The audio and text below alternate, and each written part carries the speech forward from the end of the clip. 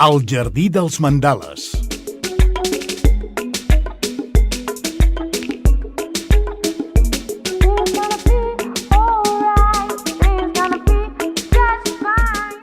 Entrem al jardí dels mandales parlant de temes molt interessants com cada dimecres, temes que ens apropen des de l'Institut de la Ment i que, per tant, ens ajuden a equilibrar el nostre cos, però també els nostres pensaments, les nostres emocions. Avui tenim un tema molt interessant per tractar, que són les relacions de parella, les relacions amoroses, podríem dir. I n'hi han de molt tipus, i n'hi han de molt saludables, i n'hi han de molt dependents i de molt insanes, també. Hem d'aprendre a distingir i hem de saber si estem dins d'una d'aquestes relacions. Si estem dins d'una saludable, doncs perfecte. Però si hi ha alguna cosa que no rutlla bé, poder tindríem que fer una teràpia de parella o ens tindríem que plantejar si cal seguir amb aquest tipus de relació. Per parlar d'això tenim amb nosaltres a la Carla Cachafeiro. Bona tarda, benvinguda. Hola, bona tarda. I a la Elsa Rodríguez. Bona tarda, Elsa. Les dues són psicòlogues. La Elsa està especialitzada en relacions, sobretot de violència, en violència de gènere. Va estar amb nosaltres fa unes setmanes.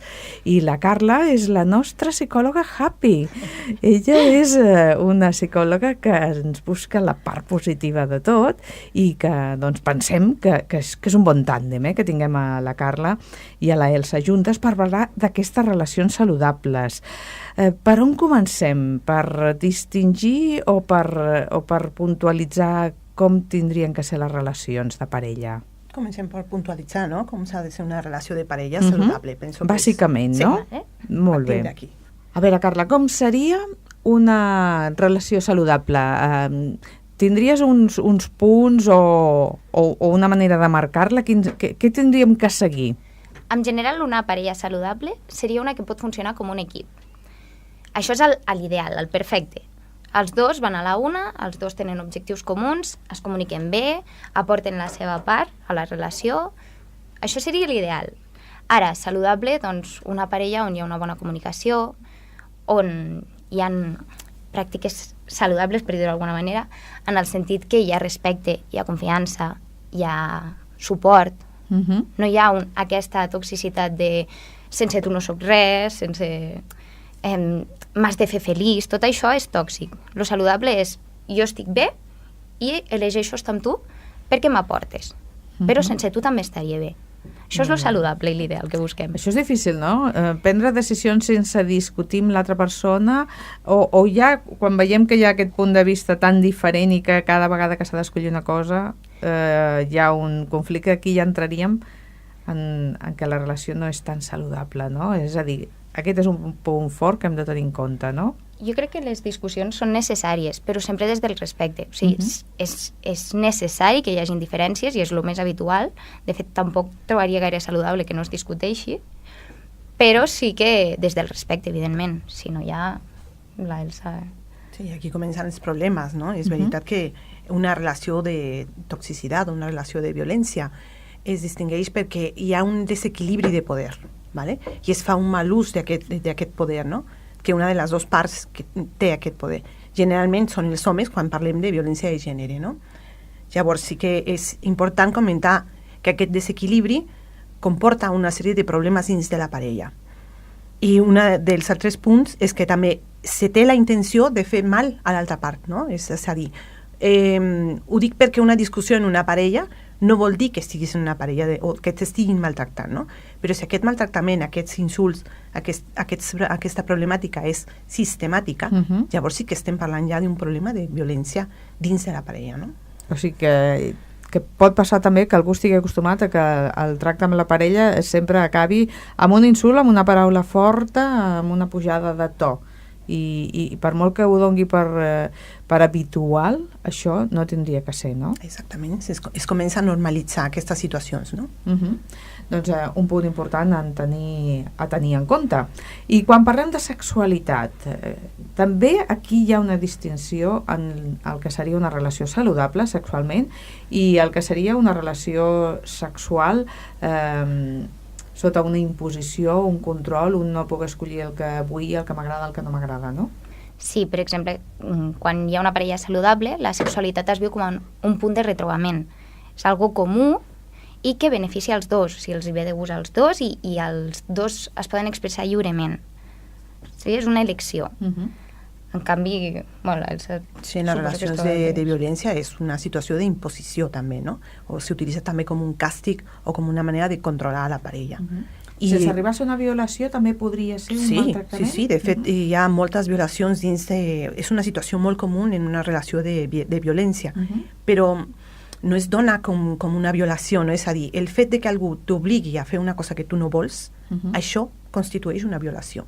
Però com s'ha normalitzat tant i es diu, bueno, és que és la meva obligació, ho faig perquè estigui content, per no discutir amb ell, però això realment és una violació, no? El que passa és que aquesta paraula ens impacta moltíssim, no? I intentem com suavitzar o passar de llarg, no? D'aquest punt. Per tant, hi ha aquestes dones que estan sotmeses que no ho volen, no volen denunciar-ho, o que ja s'ho han pres com un hàbit, no? Com que jo avui no tinc ganes de relacions sexuals amb el meu home, però el meu home creu que sí perquè ell té ganes, i accedeixen.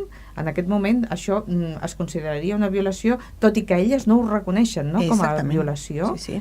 I tot això m'imagino que deu acabar alterant-te psicològicament, no? Està sotmesa a tot aquest procés. I deixa seqüeles a llarg termini, És a dir, aquestes dones que han estat en una relació de violència per molts anys, després tenen problemes en tenir relacions sexuals saludables amb una altra persona. Amb una altra parella. Sí. És a dir, perquè pot ser que no les han viscut mai i no les coneguin i els hi sembla com estrany.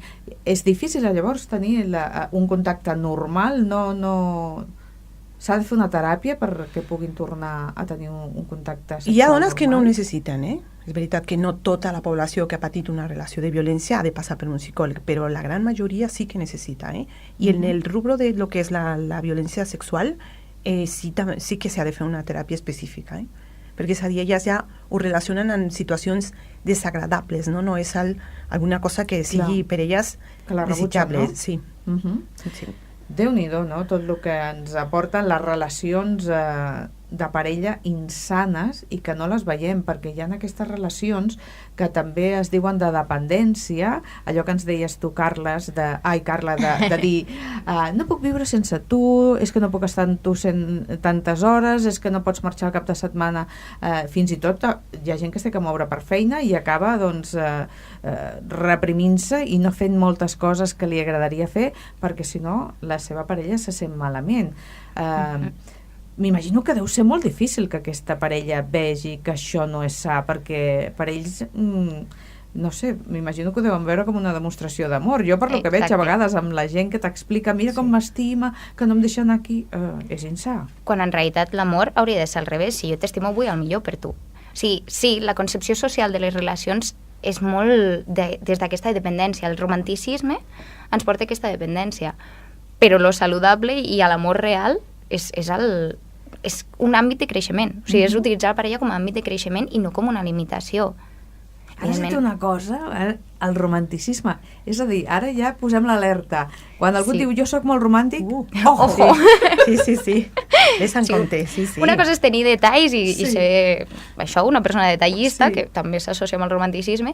L'altra és aquesta sensació de la mitja taronja, de l'amor per sobre de tot, l'amor ho pot tot, i no, això no és així. L'amor ha de ser primer cap a un mateix, i després, quan estem plens d'amor, ja podem compartir. Molt bé, doncs ojo amb les parelles massa romàntiques, amb aquestes persones. Les detallistes estan bé, però romàntiques no. Elsa, tu t'has trobat que algú es pensa que té una parella molt romàntica i el que té és un maltractador? Què dius ara? Sí, totalment, I elles pensen, és que m'estima tant que no vol que surti amb les meves amigues. És que es posa gelós, però és que vol estar amb mi tota l'estona, i és increïble aquesta concepció, però comentàvem la Carla i jo fa una estona que des que som petites aquesta idea no les fiquen al cap, no? Si un nen al col·le et fa bullying, et dona cops, la mama dice, la mama, el papa o qualsevol, és que t'estima, no? És com, no diguis aquestes coses, no? Perquè la violència i l'amor no s'han de barrejar, o sigui, la violència no és amor directament, i això ho tenim ficat al cap, no? Com es diu refrán en català? Sí, aquest. Sí, no? Que diuen, dos que se desean se pelean, no? I aquestes coses són com... Això no té res a veure amb l'amor, no? Però està una una imatge distorsionada de lo que és l'amor, no?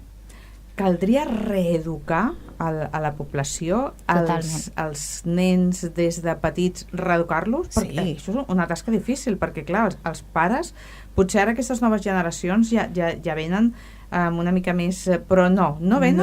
No, perquè veig que em fas així amb el cap. No, és que no, encara sí. S'ha fet una investigació fa poc, la va fer el govern, l'equip de polítiques d'igualtat, i va sortir que els nens i les nenes continuen amb aquests extrems. Sí, continuen, que la gelosia és amor, que el que et mirin el mòbil és una mostra d'amor, l'exclusivitat és una mostra d'amor.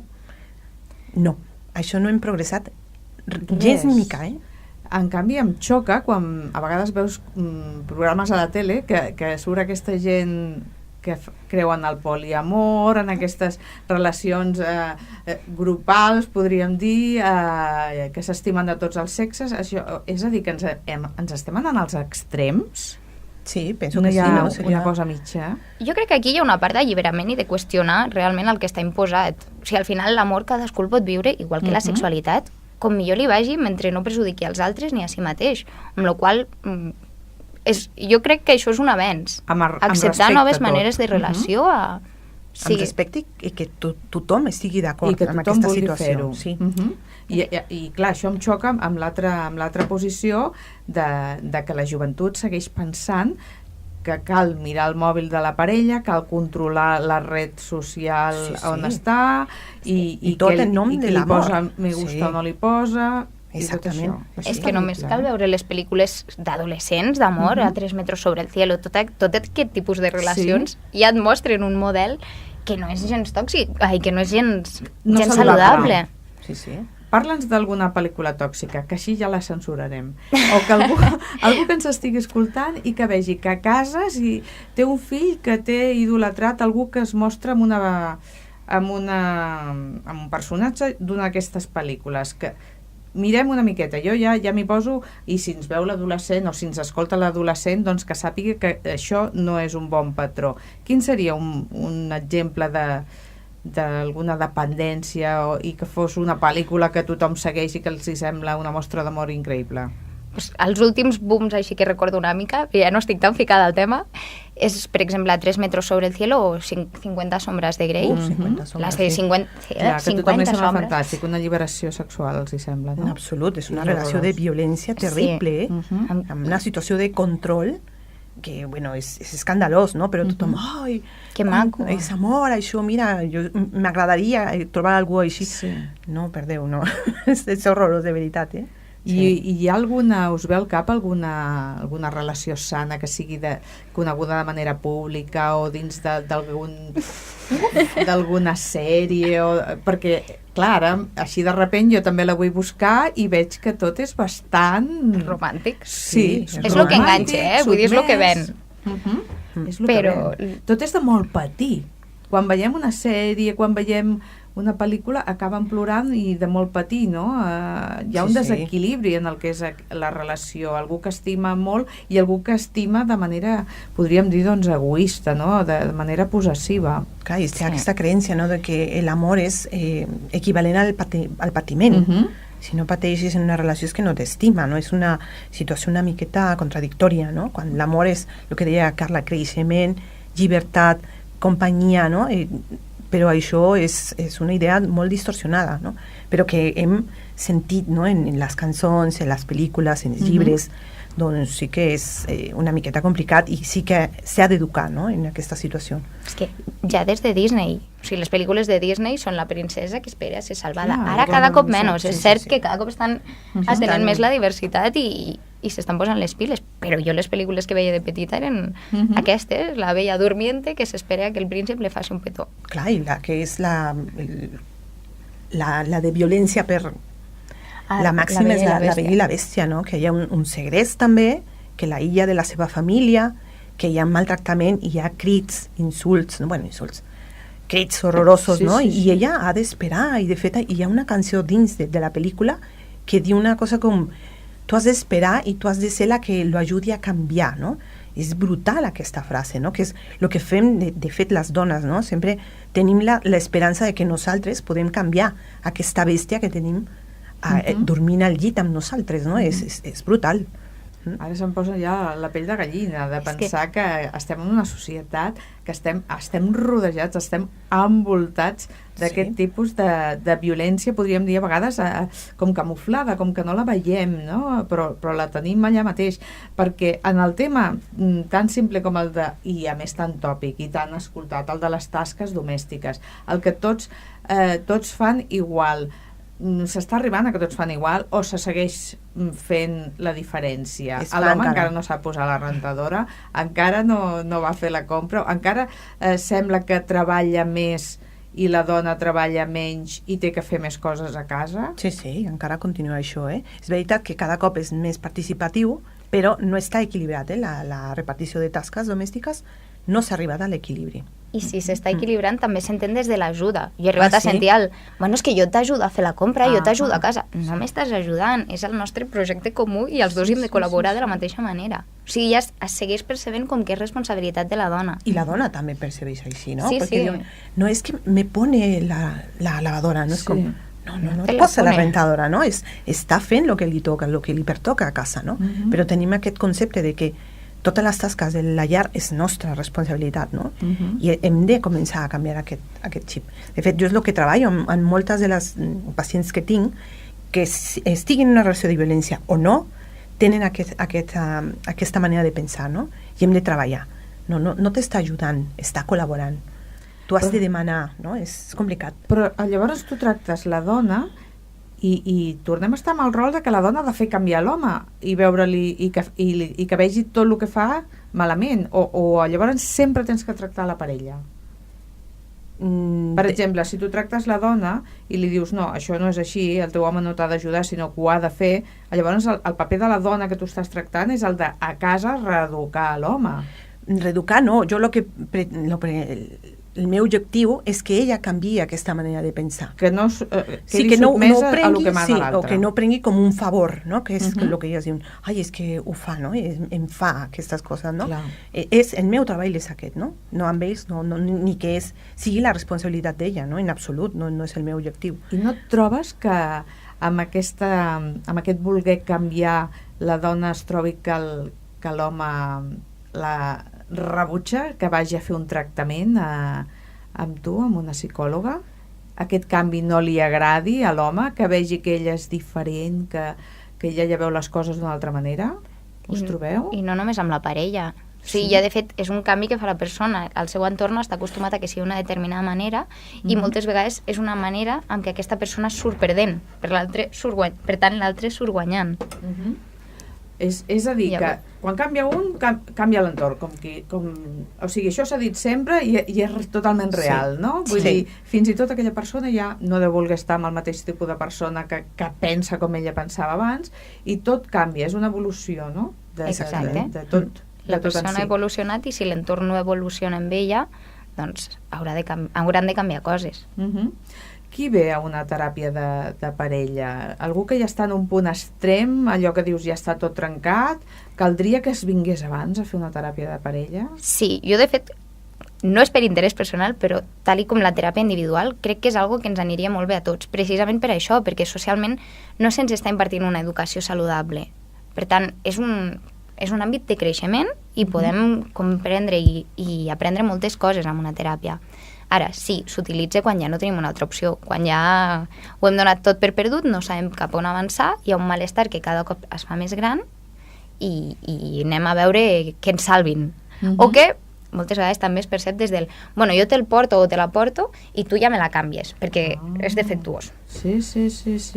I Elsa, quan en el teu cas, que m'imagino que és més complicat perquè ja és amb un tractament d'una relació de violència, és difícil tractar els dos casos o és necessari tenir els dos membres de la parella fent el tractament? Junts no es recomana mai, No, per separat. Exactament, per lo que et deia, hi ha un desequilibri de poder i el que passa dins de la teràpia és que tu ets el més honest possible davant del teu terapeuta.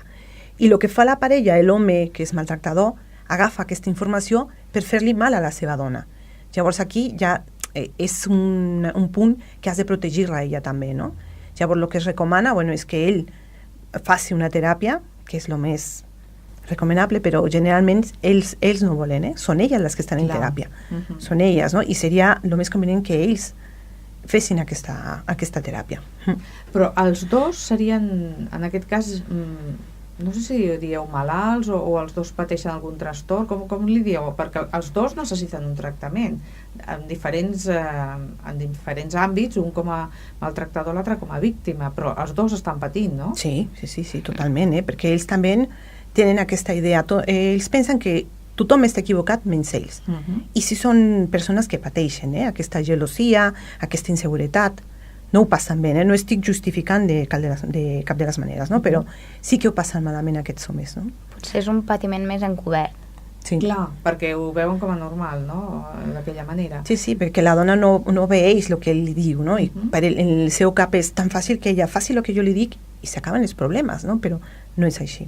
El causant d'aquest malestar, el maltractador o el que està ja fregant la línia del maltractament, sol acudir o seria estranyíssim que un maltractador vingués a un psicòleg a dir m'estic comportant malament? Sí? Acudeix, però per una raó equivocada. Acudeix per demostrar-li a ella que vol canviar.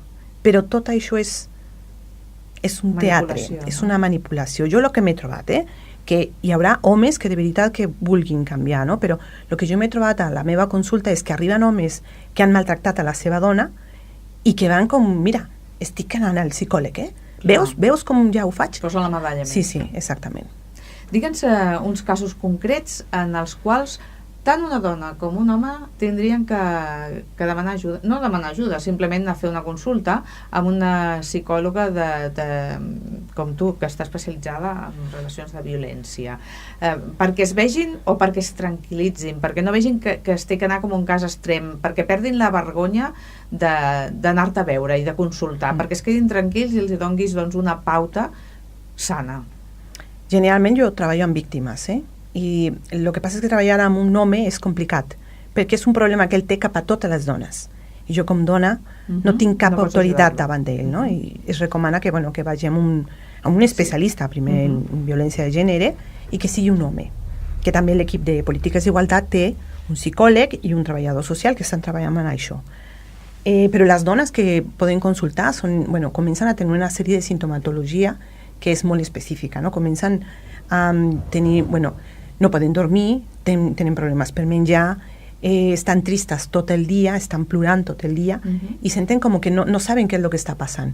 Se senten molt culpables perquè elles pensen que per la seva causa la relació no va bé i generalment arriben a teràpia per poder canviar i que tinguin una millor relació ells dos, no? Generalment és com arriba, no? Mira, estic fent alguna cosa malament perquè el meu home em crida tot el dia, m'insulta i jo sé que estic fent una cosa malament. Es senten culpables, devaluades, no? Sí. Llavors és quan t'arriben, no? Però és igual amb quin concepte vinguin, el cas és que vinguin. Sí, i com tu dius, amb una orientació també, no? Per dir, què està passant aquí dins, que és la meva feina, no? Que ella s'adoni quina és la seva responsabilitat, si és que té alguna responsabilitat, no? I que vegi de qual és l'origen d'aquest problema, no? Ara anem amb la Carla. Carla, que tu ets molt jove i m'agradaria que féssim com una mica de crida a la gent jove que simplement encara els hi sembli, o que no tinguin cap problema de parella, simplement que diguin, doncs mira, anem a veure a la Carla perquè aquesta relació que tenim tan bonica no se'ns espatlli mai i quan comenci a sorgir algun problema el puguem superar. Com els hi podríem dir? Que això seria una consulta fantàstica, que no cal que sorgeixi res. Bueno, és una manera d'aprendre i créixer, vull dir, no hi ha cap problema, no per anar al psicòleg, que estem bojos, ja ho hem dit moltes vegades, però és important tornar-ho a remarcar.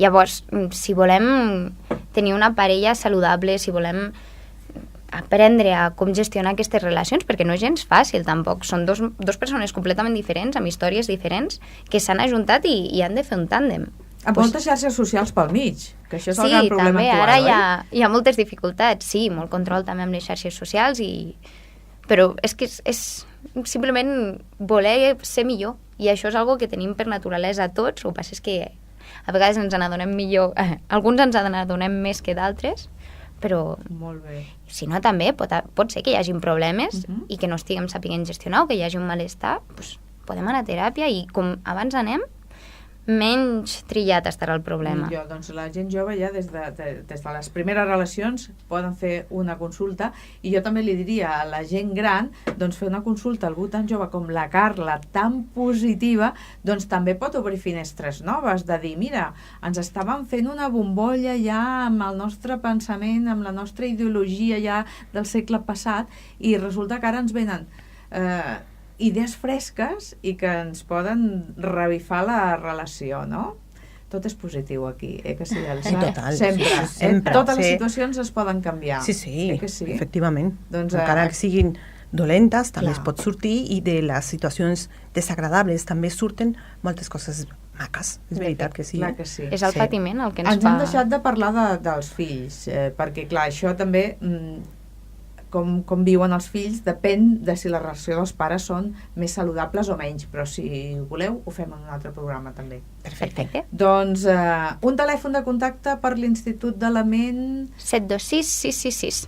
Doncs vinga, qui vulgui qualsevol consulta, qui vulgui preguntar qualsevol cosa a l'Elsa Rodríguez o a la Carla Cachafeiro, ja saben, l'Institut de la Ment està a davant de la Dama de Gel d'Escaldes en Gordany, és molt fàcil d'accedir, i allà teniu totes les respostes a qualsevol pregunta. No penseu que aneu a preguntar una tonteria, no penseu que el vostre no és un problema, res, hem d'anar sempre positius.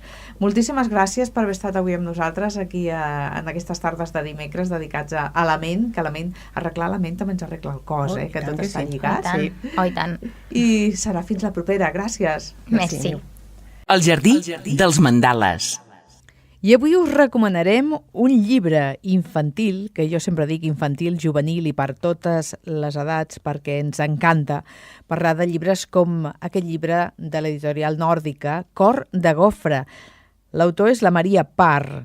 L'autora va néixer l'any 81, és una escriptora de Noruega, i de petita ja era una narradora entusiasta, mantenia desperts a tots els seus germans, eren 3 germans i ella, fins la matinada explicant els seus contes. Parr va començar a fer històries a l'escola, va estudiar llengües i literatura nòrdica a la Universitat de Bergen.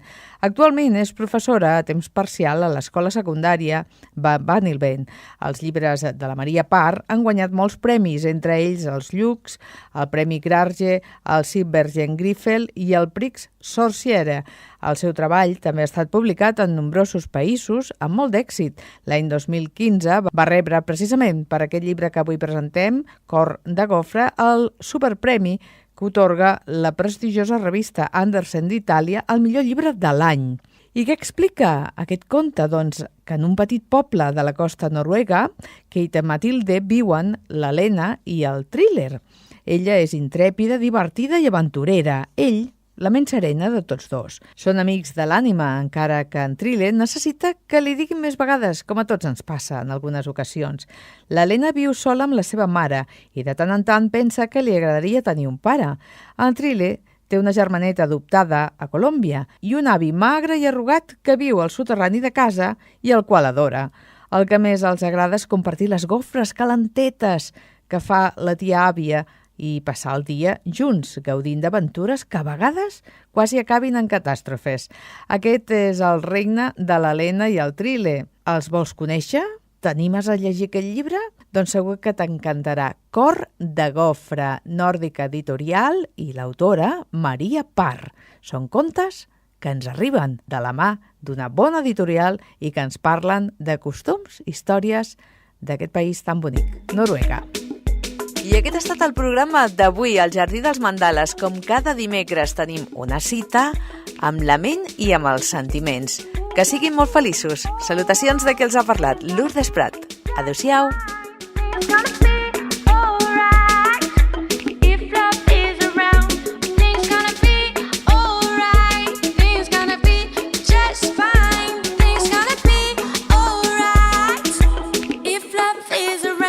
I know you think that I am over you, but I have just better things